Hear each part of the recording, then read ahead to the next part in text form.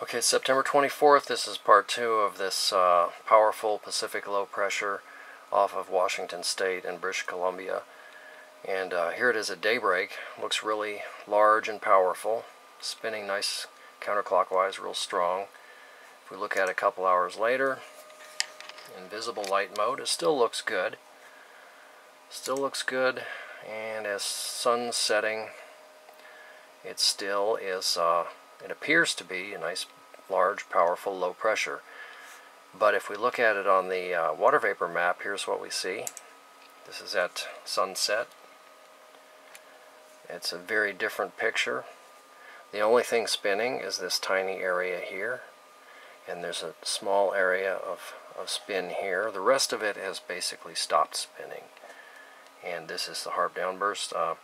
Let me go through it in water vapor mode just to show you what it looks like through the day. Here's the daybreak, early in the morning. Still had a good spin here, a large area of spin, low pressure. And jump ahead a couple hours.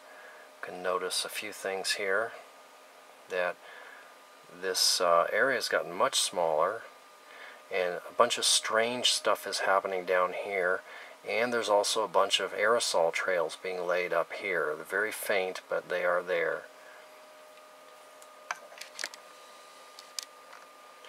So, mid-morning this thing was under attack. It's being destroyed. Now we jump ahead a couple more hours. More aerosol trails here. Get some aerosol trails here, it looks like. Jump ahead again. And this is sunset. This is where it's pretty much destroyed. And we actually see this thing here taking on some clockwise rotation. That's high pressure. It means no rain out of this. Also up here, a little bit of clockwise rotation. So this thing had been a really large, powerful low pressure, and over the course of September 24th, daylight hours, it's been smashed down to just one tiny little pressure area of low pressure. And it was not the jet stream. The jet stream did not do this, because if we look at the jet stream in the morning, you can see here's the low pressure here, and the jet stream's coming around this way. It's actually helping it, giving it energy aloft. In fact, the pressure high up was 9016, and then later, 12 hours later, is 9059. So the pressure has risen. This low pressure is weakening. You can see the jet stream is flowing around it, which is actually helping to spin it, and despite that, it literally fell apart today. Also, the water temperature is not an issue, because if we look off the coast of Vancouver, this is just all homogeneous. This water temperature is all homogeneous. So it was in this area here, moving towards the shore. No temperature change in the water there. So also the weather forecast for Vancouver has,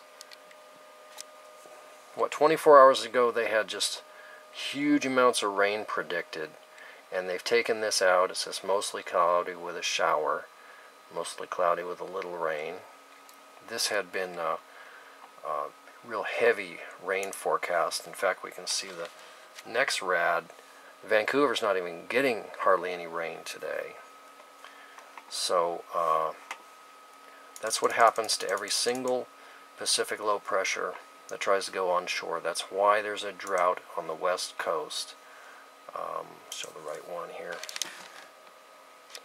So this is that absolutely massive low pressure of 24 hours ago.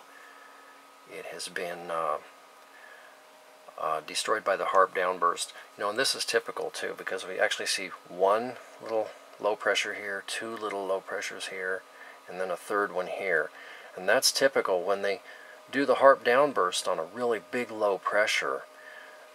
They have to kind of jump around, and some of these areas will try to spin back up again, but I'm sure they'll take care of those before it goes on shore. But basically, this powerful low pressure has been destroyed, and British Columbia will get very little rain out of this.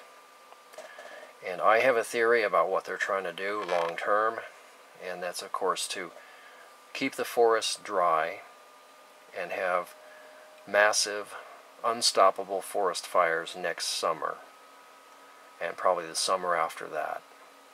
So this is an act of eco-terrorism.